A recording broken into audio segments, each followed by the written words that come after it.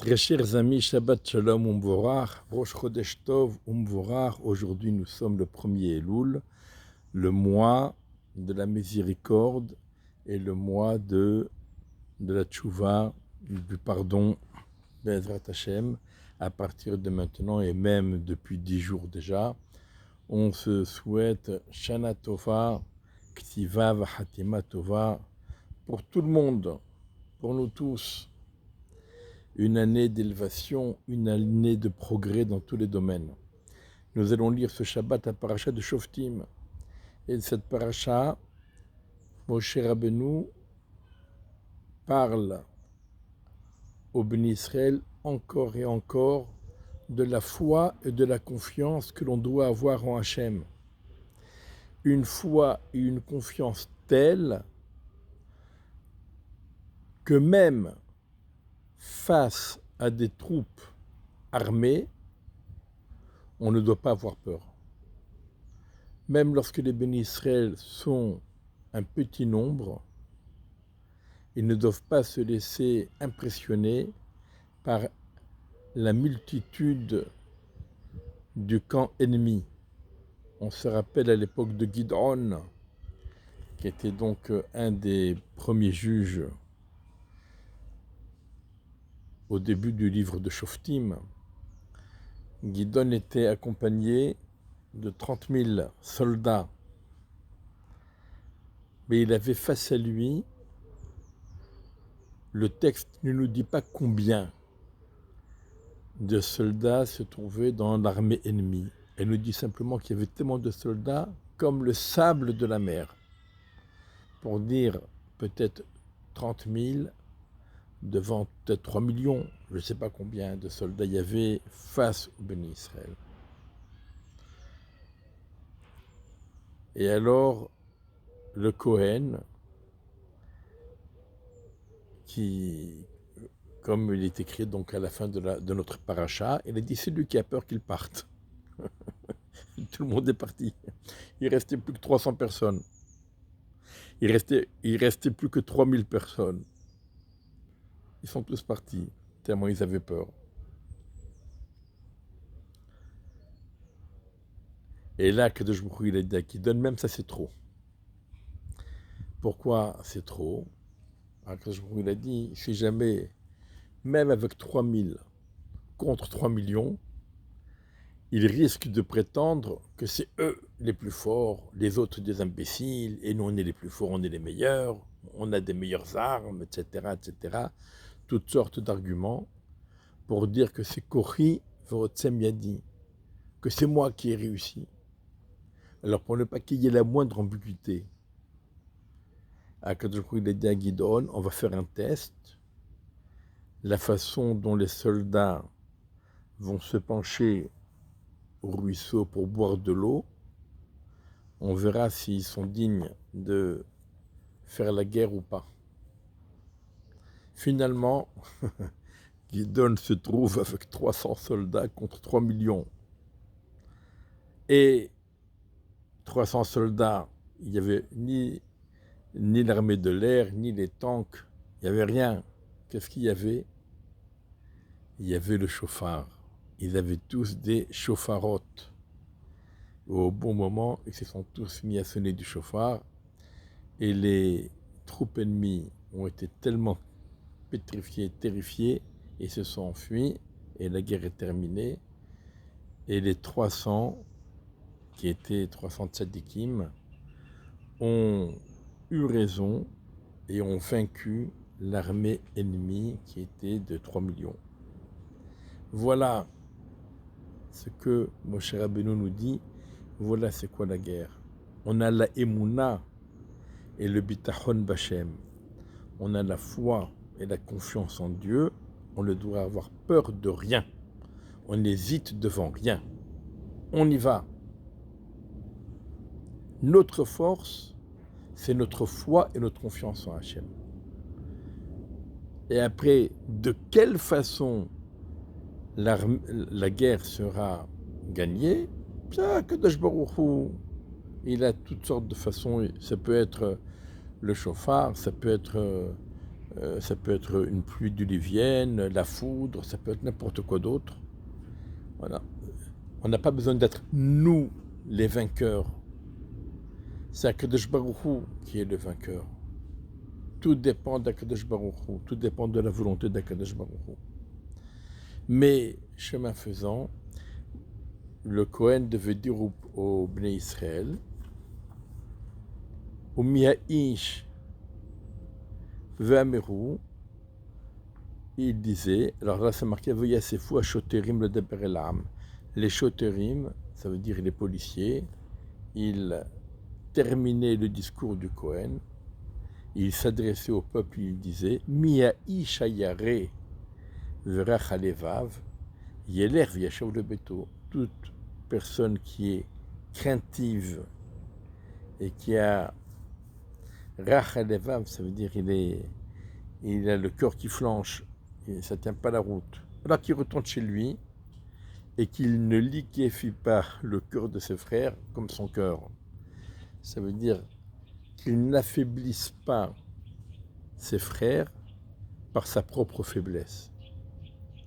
C'est-à-dire que lorsque quelqu'un ressent une crainte, une peur, eh bien, c'est contagieux. Lorsqu'on voit quelqu'un qui a peur, tout le monde se dit « Aïe, il doit y avoir quelque chose de très très très grave, si même lui il a peur. » Et sans savoir qui, que, quoi et pourquoi, tout le monde a peur. Parce que lui il a peur. La peur, c'est quelque chose de contagieux.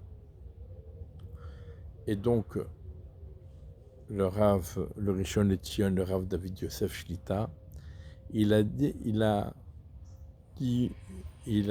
proposé l'idée suivante, c'est que pendant le mois de Elul, c'est lui qui exprime sa peur d'Hachem, sa crainte de Dieu. C'est lui qui montre sa yirat shamayim. Une vraie yirat shamayim, c'est contagieux et ça peut apporter du bien pour tous les bénis Israël. De même que pendant la guerre, une crainte, une peur qui provient d'un manque de émouna et de bitachon, ça peut être désastreux pour toute l'armée et pour tout le peuple. De même, pendant le mois de Elul, lorsqu'on se prépare à Rosh Hashanah, la yirat shamayim, une crainte d'Hachem exprimée sincèrement et correctement, c'est contagieux et ça peut être une planche de salut pour tous les bénis Israël.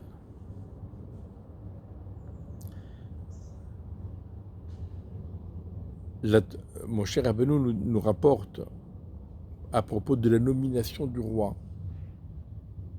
Le roi n'avait pas le droit d'avoir beaucoup de chevaux, c'est-à-dire une écurie très grande, ni beaucoup de femmes, ni un très grand harem, ni beaucoup d'argent. Alors bien sûr, qu'est-ce qu'on appelle la norme et qu'est-ce qu'on appelle le surplus? Donc la Gemara, elle va définir les limites de chaque chose. Mais pourquoi il fallait éviter tout ça pour le roi? Pour ne pas qu'il dévie et qu'il se détourne d'Hachem. Quand on a beaucoup d'argent, quand on a beaucoup de chevaux, ça veut dire on a beaucoup de voitures, on a beaucoup de tanks, on a beaucoup d'avions. On se sent très très très fort et on se dit on se débrouille tout seul, on n'a pas besoin de l'aide de quiconque. Chas v'shalom. La gava, l'orgueil naît, l'orgueil se réveille, l'orgueil s'exprime quand on a beaucoup de moyens. Les chevaux, les femmes, l'argent. Et la Torah nous dit, pour éviter que le roi se détourne d'Hachem et ne pêche dans l'orgueil, eh bien il doit éviter tout cela. Et Moshe Rabbeinu le rajoute, il devrait écrire un Sefer Torah, ou bien il devrait écrire le livre de Devarim. Il devra écrire ce livre de Devarim de la taille d'une mezouza, une grande mezouza, et il l'attachera à son bras, à l'endroit où on attache les téphilines, et il l'aura toujours avec lui. Alors, contrairement aux téphilines dont les passages de la Torah sont enfermés dans le boîtier, mais là c'est un livre qui pourra à tout moment ouvrir et lire et s'inspirer et s'imprégner de la crainte d'Hachem et de l'amour pour Hachem et de la modestie que le roi doit ressentir. Il doit ressentir cette modestie face à Hachem et il doit ressentir cette modestie face au peuple d'Israël qu'il doit guider et conduire et rapprocher d'Hachem. Il y a donc deux choses. Premièrement, éviter tout ce qui pourrait éveiller en lui des sentiments d'orgueil et de toute puissance. Et d'autre part, positivement, il doit écrire et étudier dans la Torah, et en particulier dans le livre de Devarim, pour s'imprégner de la crainte d'Hachem, de l'avat Hachem, de la modestie. Et lorsque le roi est imprégné de tout cela, et lorsqu'on voit comment le roi est sensible au danger et qu'il agit et qu'il se met des restrictions pour ne pas tomber dans le piège de l'orgueil, eh bien c'est un exemple pour tous les bénis Israël qui vont le suivre et qui vont se rapprocher d'Hachem.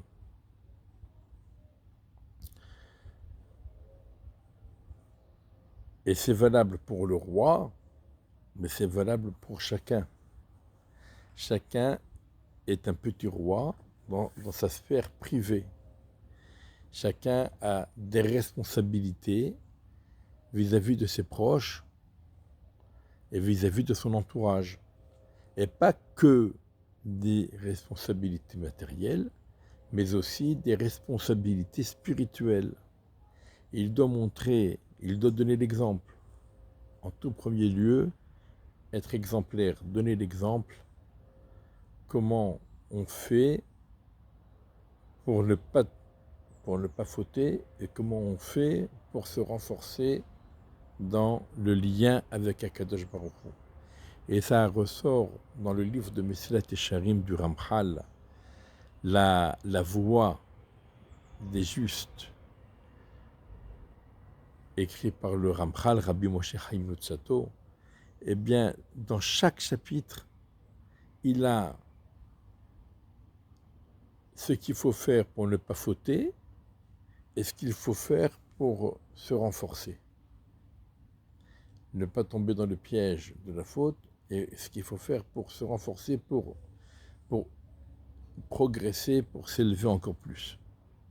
Donc on voit ici, c'est la méthode que nous donne Moshe Rabbeinu à propos du roi. Mais le roi, comme on a dit, ça peut être chacun d'entre nous par rapport à l'entourage sur lequel il a une responsabilité. Et cette responsabilité, elle va au-delà de l'entourage que nous connaissons. Regardez tout à la fin de la paracha, dans le passage que l'on a l'habitude d'appeler Egla Rufa, c'est-à-dire lorsque on trouve sur le chemin un cadavre, on ne le connaît pas, on ne sait pas qui c'est cette personne, et voilà qu'il a été tué. Et on ne sait pas, bien entendu, on ne sait pas qui est le tueur. On va mener une enquête. Mais le début de l'enquête, on va d'abord établir quelle est la ville la plus proche et les sages de la ville qui est la plus proche du lieu où a eu lieu le meurtre, du lieu où on a trouvé le cadavre, eh bien, ils devront apporter, avec les Kohanim, une génisse.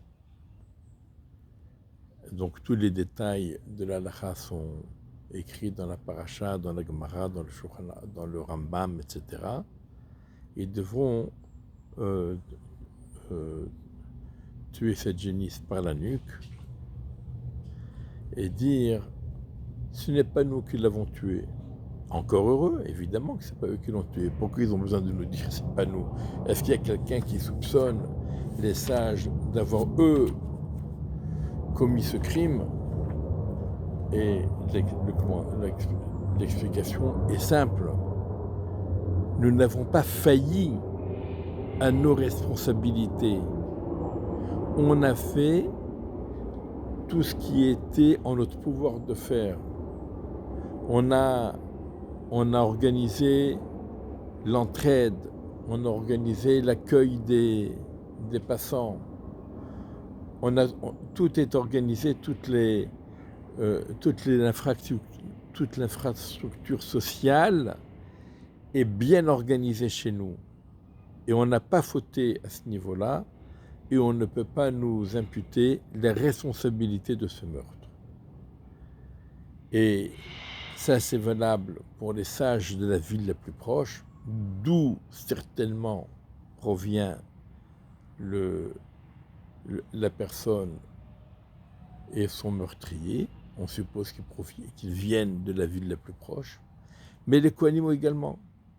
Parce que les Kohanim, ils ont aussi une responsabilité, parce qu'ils auraient dû prier avec tant de kavana qu'il n'y aurait pas eu un tel crime n'aurait pas pu être commis tellement il prie comme il faut.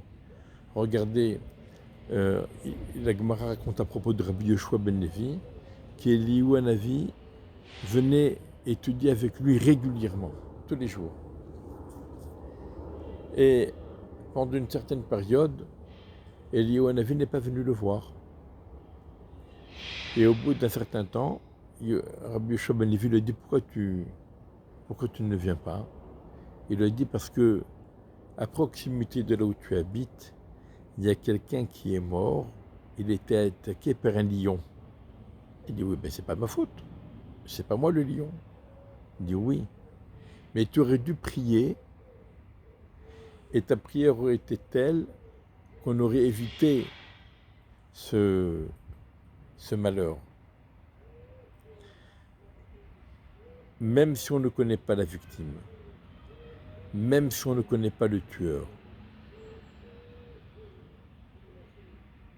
si on prie correctement, comme il faut, alors on évite ce genre de problème.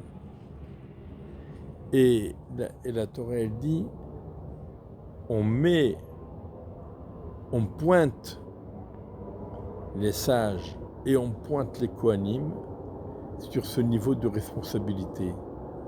Si c'est arrivé, c'est qu'ils ont mal prié.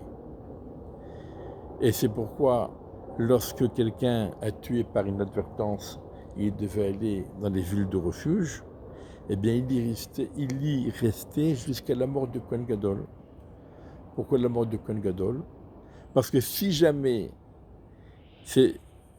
un tel malheur est arrivé, qu'une personne a été tuée par inadvertance sans faire exprès, c'est aussi parce que le Kohen Gadol n'a pas prié suffisamment fort.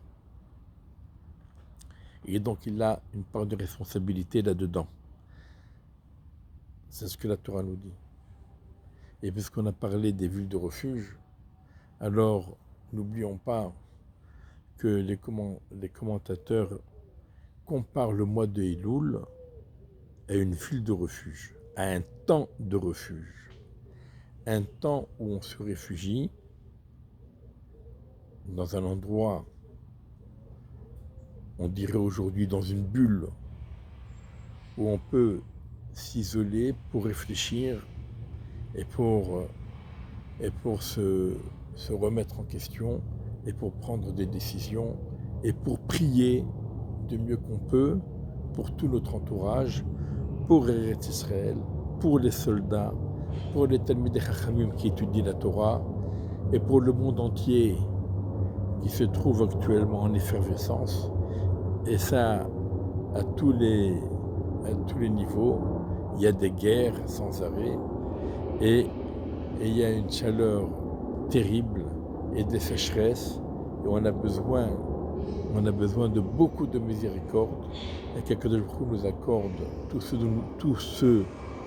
dont nous avons besoin, et qui nous envoie Meshiach Tzidkenu, qui nous aide à progresser, à nous élever, à nous rapprocher d'Akadosh Baruch Hu, et qu'il envoie la Géoula Shlema avec la reconstruction du Beit HaMikdash et la reprise de la Avodat Hashem comme il faut, tous ensemble, tous réunis. Shabbat Shalom Umvorach, Chodesh Tov Umvorach.